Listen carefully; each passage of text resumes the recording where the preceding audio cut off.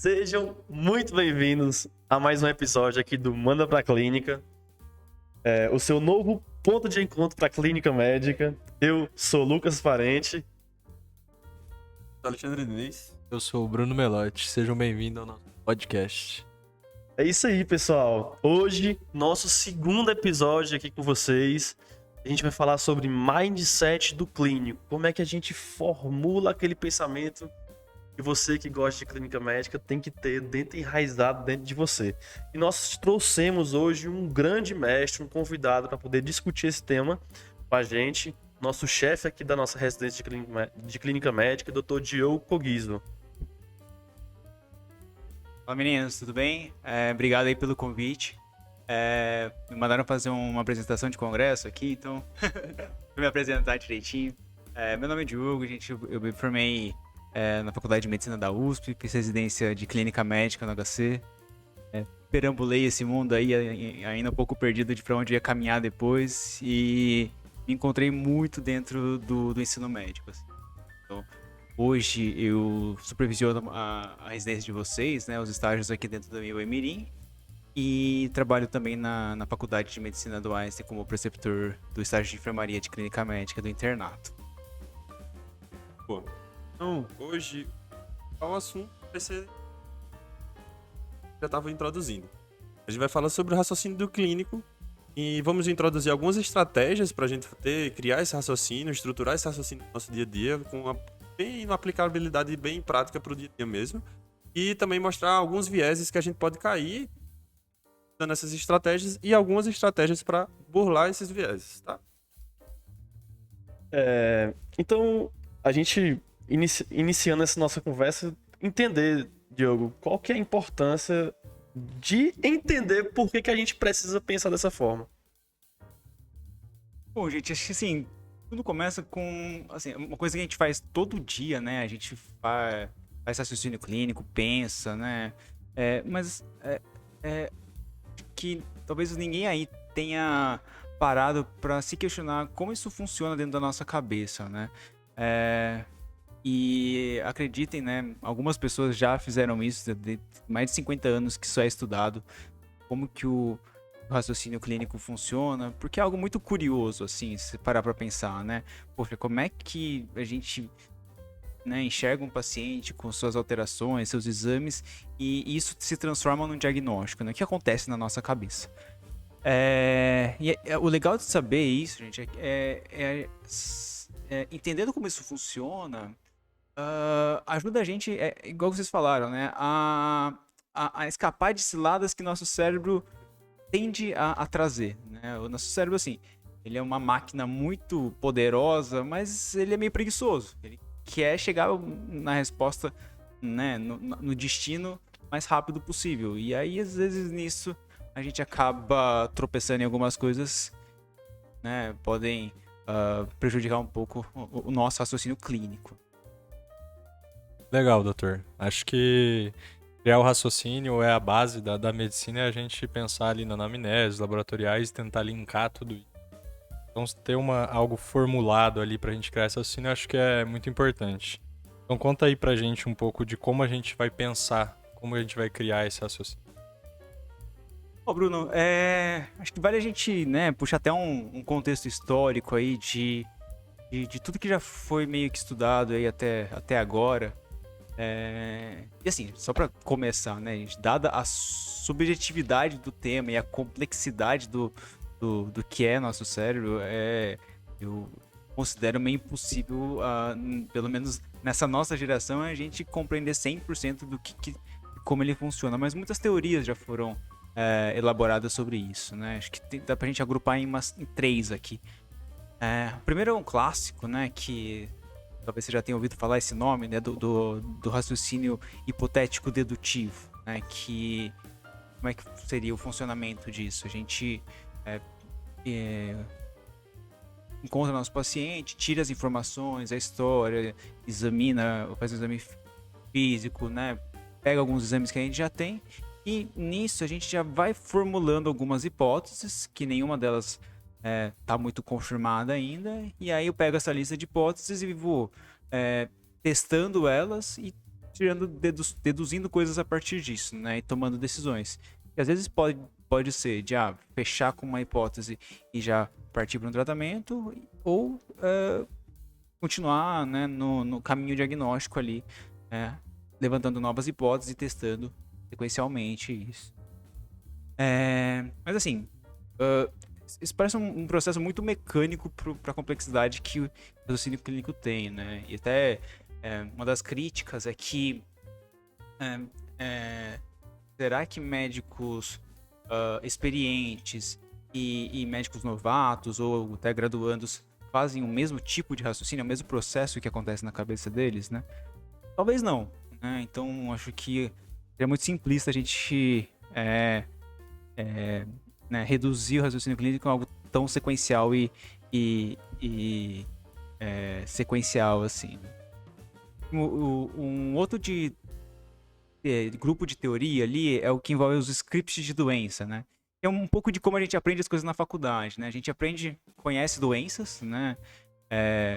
Estuda cada uma delas ali, pega epidemiologia, quadro clínico, né? Como fazer diagnóstico, até os diferenciais. E aí a gente monta alguns roteirinhos na nossa cabeça. Não é nem bem um roteiro, mas um script, né? Do que é aquela doença. E aí, o que essa teoria, né, sugere? E quando o paciente chega pra gente, a gente encontra um conjunto de alterações ali e tenta encaixar o que o paciente tem dentro do que a gente já tem construído de scripts na nossa cabeça. E, cara, isso acontece mesmo, né?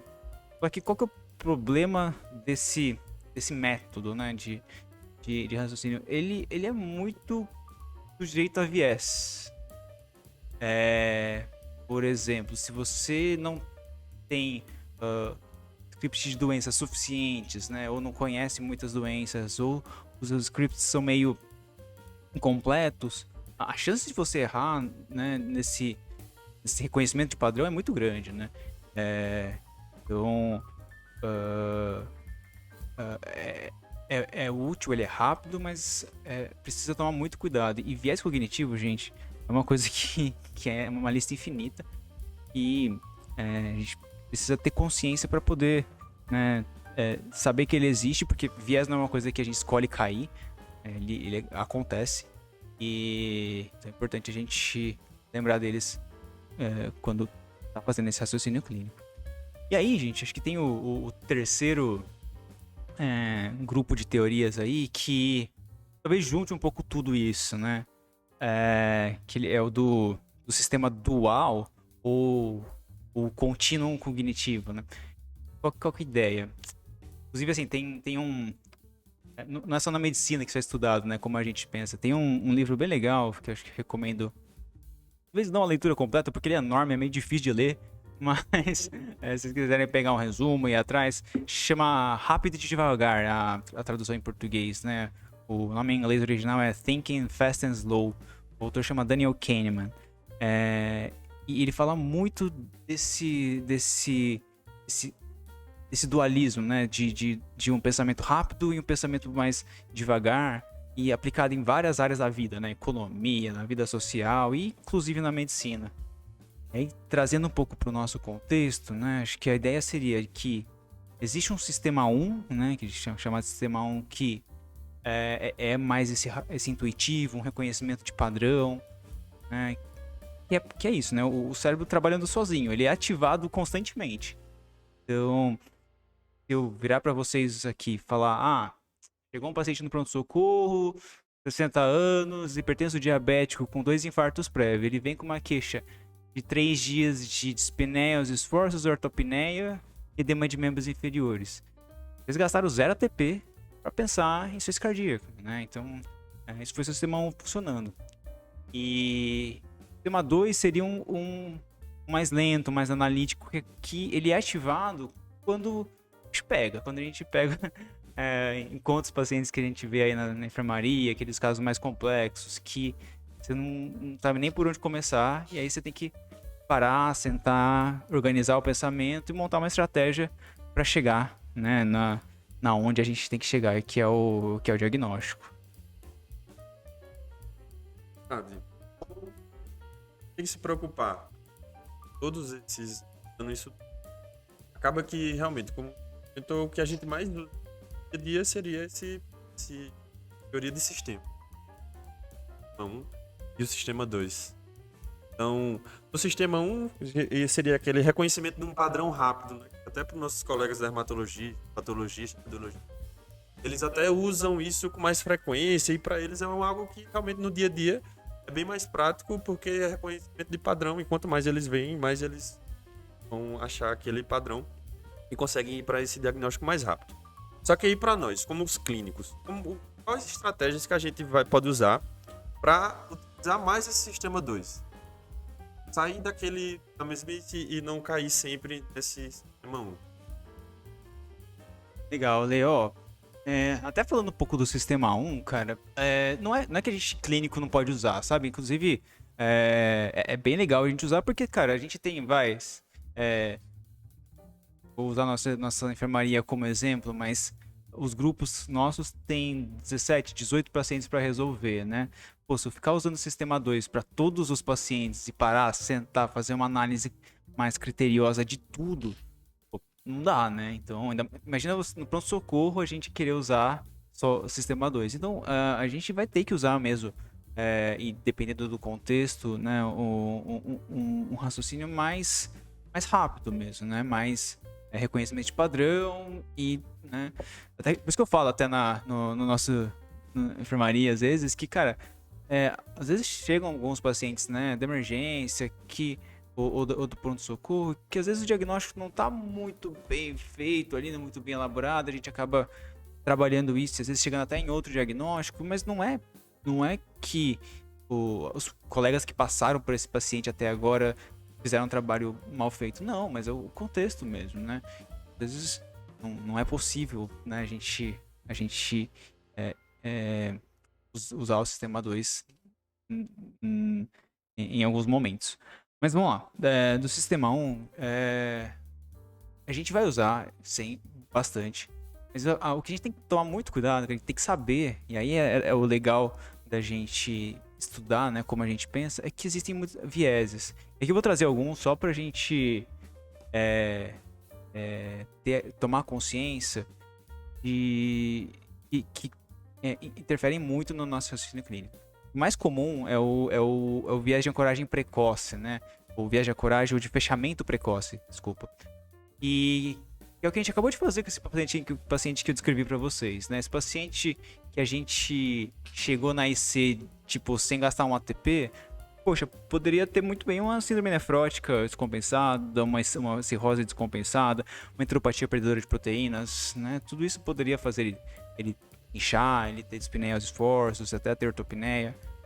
E a gente fechou na IC, né? Então, se a gente não lembra que esse viés existe, às vezes a gente deixa de olhar para coisas que às vezes vão falando um pouco contra o diagnóstico inicial que eu fiz, o padrão que eu reconheci e não questiono, né, o que aconteceu. Outro viés muito comum, gente, é o viés de confirmação. Esse é clássico do mundo acadêmico, assim, né? Aquele famoso, essa semana, na segunda-feira, teve aula de lúpus na residência, de repente todo paciente tem uma suspeita de lúpus aí. Então,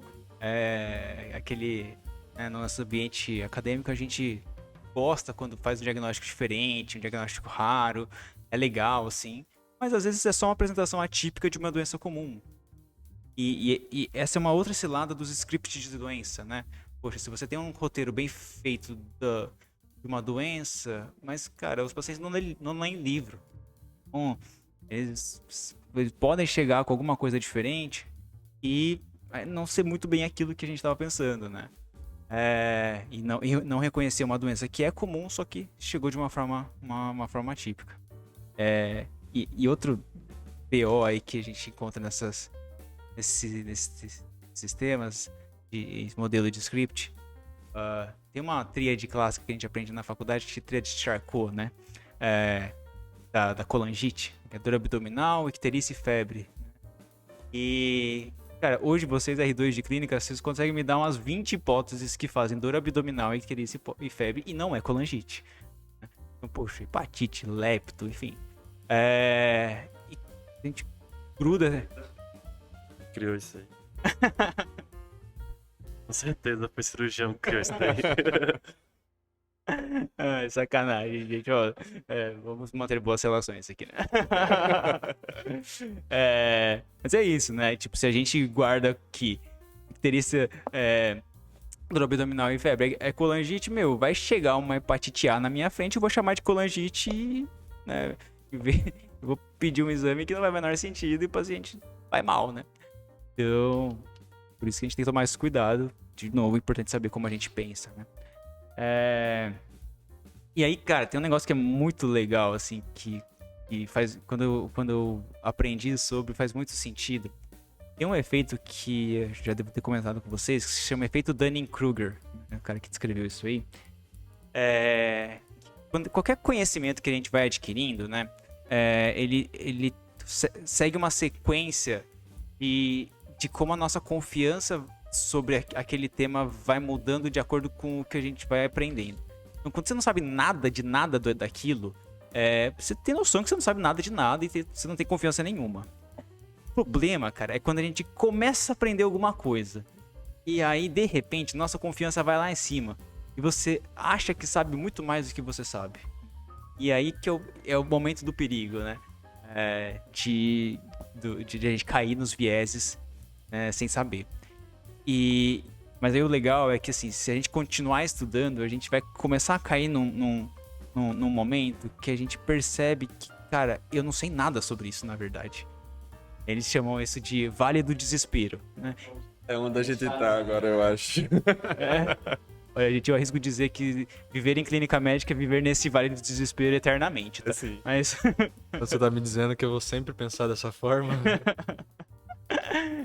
Fique tranquilo, gente. Mas assim, a tendência natural é conforme a gente vai se desenvolvendo, vai chegando a rampa da iluminação, assim, até que chega o platô da sustentabilidade e a gente domina, né, o tempo. É igual a iluminação quando a gente vira R2, cai o raio assim da sabedoria, né? Tipo isso. Ali é o momento da curva, né? Que você sai do Vale do Desespero e vai pra rampa da iluminação. Tomara que seja. Então, assim, é legal a gente saber disso também, né? Porque, pô, se eu tô começando a me desenvolver em alguma coisa, tipo medicina, tipo clínica médica, é ter essa consciência de que possivelmente eu não sei muito do que tá colando, assim, né? Eu diminuo um pouco esse pico da confiança, né, do começo. E... Bom, acho que sobre o Sistema 1 é um pouco isso, né? O Ale me perguntou agora também sobre o Sistema 2, né? Bom, gente... E de novo, né, gente? O cérebro é muito complexo pra gente entender 100% do que acontece, mas eu acho que essa teoria do contínuo é algo que faz mais sentido pra mim, assim. E a gente vai transitando nessa escala, né? Nesse espectro do Sistema 1 pro Sistema 2. Mas quando o bicho pega, né? É um caso difícil e tal. É legal a gente ter algumas estratégias, né? E uma que eu gosto muito, por exemplo, é da gente montar o que eu chamo de representação do problema, né? Acho que você já conhece bem esse conceito que eu sempre trago pra vocês. É basicamente responder 3 perguntas, né? Então, quem, o que e quando do paciente. Então, quem seria, né? Qual que é a epidemiologia do paciente? A identificação, a idade, o sexo, os antecedentes que ele tem, as medicações que ele usa. E pra gente montar uma cama onde eu vou pensar no que ele me traz de alterações, né? Então, por exemplo, se a gente tá falando, sei lá, de um paciente que chega confuso, né, alteração do estado mental, eu vou abrir um leque muito diferente se esse paciente tiver 20 anos e nenhuma comorbidade, e um leque totalmente diferente se for um senhor de 80 anos cheio de comorbidades, né? Esse quem é importante a gente caracterizar bem. O que seriam as síndromes clínicas, né? Uma delas é essa que eu falei, né? De alteração do estado mental. É o que eu gosto de chamar de gavetas, né? Qual gaveta a gente vai abrir aqui nesse caso? Né? E aí, parte da habilidade, um pouco do processo, é a gente reconhecer as síndromes clínicas nas alterações que os pacientes trazem, né? Um exemplo que eu acho bem legal é da síndrome inflamatória, né? Que acho que não é algo tão bem disseminado, mas às vezes chega um paciente pra gente com febre, perda de peso, uma ferritina elevada, inapetência, e aí eu fico querendo, tipo, abrir uma lista de hipóteses para febre, outra lista para perda de peso, outra lista para ferritina alta, e tudo isso, gente, a gente pode juntar numa coisa só que é a síndrome inflamatória e criar uma gaveta só. E aí trabalhar com isso. E aí o quando, né, basicamente é o time frame o tempo de evolução da síndrome que o paciente apresenta. Muitas vezes em pacientes complexos a gente tem mais de uma síndrome com tempos de evoluções diferentes, mas isso já ajuda bastante a escolher a gaveta que a gente vai abrir, né? E A forma como evoluiu também, né? Tanto quanto o tempo, como a forma como ela tá evoluindo também entra nesse quando aí. Às vezes é paciente que evoluiu com tosse. Ele tem tosse há 15 dias. É diferente do paciente que começou com tosse há 15 dias, seca, que evoluiu para produtiva. Então, tipo, além de como os sintomas mudam com o tempo, fazem diferença nesse quando aí, né? não tá certo, Lê. E, cara, isso é uma coisa que eu até meio sentido de como a gente aprende as coisas na faculdade, né? E acho que muitos de vocês devem ter ou estar passando numa graduação em que a gente vai aprendendo as doenças, né? Só que o paciente nunca chega com a doença, né? Ele chega com a síndrome clínica. E quando o paciente chega com a síndrome clínica, eu tenho que buscar quais das várias doenças que eu tenho na minha cabeça se encaixam ali. É muito mais difícil do que se eu identificar bem a síndrome clínica, abrir um leque diagnóstico, né, a minha gaveta daquela síndrome clínica. Então, parte do processo que eu acho legal a gente construir aqui é a gente começar a montar nosso armário de gavetas e encher elas, né? Então, só citando algumas síndromes clínicas e até fluxogramas já prontos pra gente, quando identificar isso num paciente, já saber por onde caminhar. Não dá pra gente abrir, né, criar a gaveta pra cada sintoma que existe. Mas, por exemplo, a síndrome edemigêmica, a síndrome inflamatória que eu falei, um rash febril, uma icterícia, né, tudo isso dá pra gente identificar, né, e começar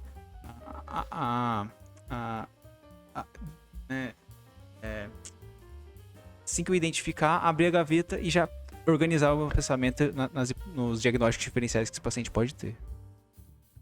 Tem um site muito legal, né, Diogo? Que você vive mostrando pra gente, é poder a gente ter esse pensamento de sindrômico, né, em si. Como é o nome dele mesmo? Ah, boa, Lucas, bem lembrado, cara. Pô, esse site, na verdade, veio de um podcast, né, que não estou sendo pago pra isso, tá, gente, fazer esse merchan. Mas, cara, mudou a minha vida, assim, em relação a como eu faço raciocínio clínico e tudo. O nome deles é Clinical Problem Solvers, tá? É um podcast em inglês, né? Tem dois caras muito feras, assim, que comandam isso. Eu lembro o nome deles, Rabi Diha e o Raza Manesh. E depois se vocês procurarem no Google Clinical Problem Solvers, eles criaram também um site que é gratuito. E aí tem várias e várias gavetas prontas ali, né? Que a gente já pode pegar e colocar já na nossa gaveta. E aí completando elas com outras coisas que a gente vai aprendendo ao longo da vida, né? Só uma ressalva aqui. Como é dos Estados Unidos, né, gente? É americano. Se vocês forem usar isso, só tomem cuidado com coisas de infecto, né? Porque a epidemiologia lá é um pouco diferente do que é a nossa aqui, né? Então, tuberculose pra eles é um achado raro, né? Evitando um viés aí já. Então já é um viés. Boa. Então dá só uma dica aí pra gente, Diogo. Como é que a gente pode unir tanto o Sistema 1 com o Sistema 2 pra gente poder começar já a entrar aqui no fim do nosso bate-papo. Ó, Lucas, assim, lógico que caso a caso a gente vai identificando, mas assim, o que a gente pode fazer? Poxa, muitas vezes, a maioria dos casos, né, se a gente já tá um pouquinho mais experiente, né, na nossa carreira aí, e isso conta pra vocês R2, poxa, vocês vão conseguir fazer, né, os diagnósticos só usando o sistema 1 mesmo, né, muitas vezes.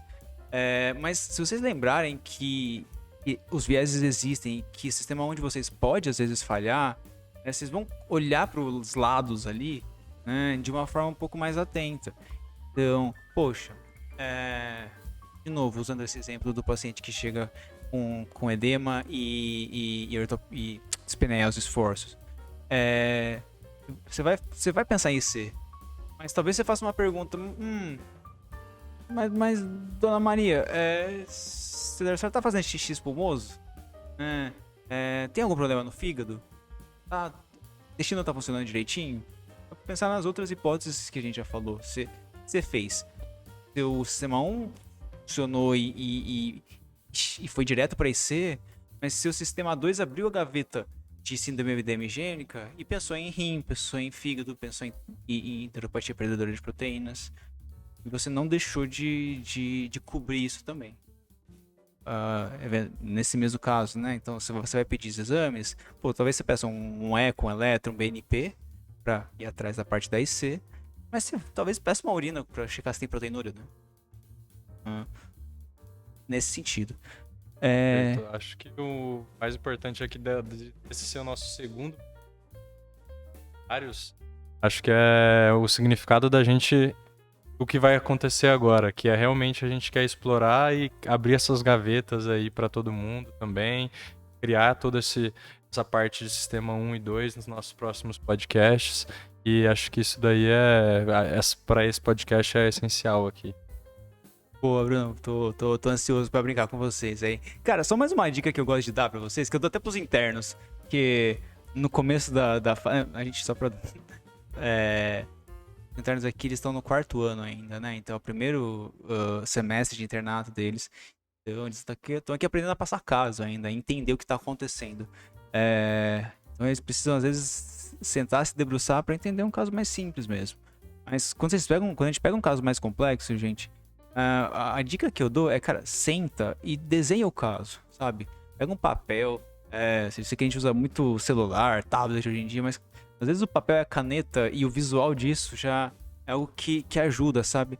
Eu brinco com vocês, com os receptores, que às vezes eu consigo raciocinar melhor quando vocês estão passando o caso pra mim, às vezes, do que quando eu tô vendo o caso direto, sabe? Dá esse zoom out, assim, dá uma clareza, sabe? E só mais uma ferramenta que eu acho legal a gente usar. Não sei se vocês já ouviram falar daquele diagrama de Venn. E aqueles círculos com intersecção, assim, da teoria de conjuntos. E... Tirou essa aí lá da 2ª série, tá, gente? Ele trouxe lá de trás. Puxando do ginásio, né? Não tive isso na 2ª série, não, mano. O ensino fundamental do Lucas foi diferenciado. Mas, cara, isso ajuda também no visual, né? A gente identifica algumas coisas. Tem um paciente aqui com uma anemia, com uma eosinofilia e uma síndrome epidemigêmica. Se eu colocar isso em fila, uma em cima da outra, talvez eu tenha alguma dificuldade de achar o que tá acontecendo. Mas se eu faço esse diagrama de Venn e bem na minha cabeça que o ouro tá no meio, eu já cheguei em diagnóstico assim, sabe? Algumas estratégias aí, e isso do visual, da gente ajudar nosso cérebro a chegar no caminho, é legal. E outra coisa, né? Um irmão meu aqui que trabalhou aqui com a gente até um ano e pouco atrás, que é o Rodrigo Bolini, né? Saudades dele aqui. Salve, Bolini. Ele tinha uma frase que, cara, eu levo pra vida, assim. Vamos dar alta. E não é. Vamos dar alta. Essa leva pra vida também. Mas a que marcou meu coração foi. Clínica médica, gente, não é sobre dominar território, né, cara? Esse é outro dogma que tem que estar na nossa cabeça, né? É impossível saber tudo e tá tudo bem. Então não é sobre dominar território, é sobre saber navegar. Então, muitas vezes, cara, é você identificar bem eficientemente qual a pergunta a se fazer, né? E aí, sabendo isso, você faz a pergunta. Seja pro Google, pro ChatGPT hoje em dia, sabe? E o que às vezes é difícil mesmo nos pacientes é encontrar a pergunta a ser feita. E desenhar essas estratégias, fazer a representação do problema, ter as gavetas mais ou menos bem estruturadas. Isso ajuda bastante a gente a navegar nesse processo. Acho que o mais legal é isso, né? As perguntas bem feitas, a anamnese bem feita que vai levar você ao diagrama de Venn e ao olho dele, né? As suas gavetinhas, colocar elas no diagrama e ficar no lugar onde nós queremos, que é sempre o bem do paciente, além do diagnóstico, dar o tratamento direcionado para ele, né? É isso aí. Estamos chegando aqui ao fim do nosso segundo episódio. Queria só agradecer, mas eu acho que não dá pra ficar só aqui, né? Eu acho que a gente tem que trazer um caso clínico no próximo episódio e discutir ele trazendo essas teorias que o Diogo falou aqui pra gente. O que vocês acham? É isso aí. No próximo episódio a gente vai aplicar o que a gente falou aqui. Tem o próximo episódio. Exatamente. Diogo, muito obrigado por aceitar o nosso convite, por fazer esse episódio com a gente.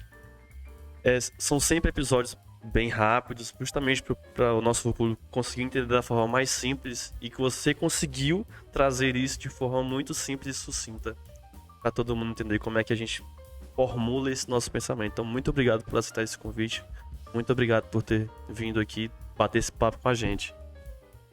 Ô, Lucas, eu que agradeço o convite aí, meninas, e tô sentindo que eu vou ser a vítima do próximo episódio aí. Vai sim, viu? E tô animado pra mostrar na prática como todo esse monte de coisa meio holística que eu falei aí a gente vai aplicar no dia a dia. Tudo isso aqui é baseado em estudos.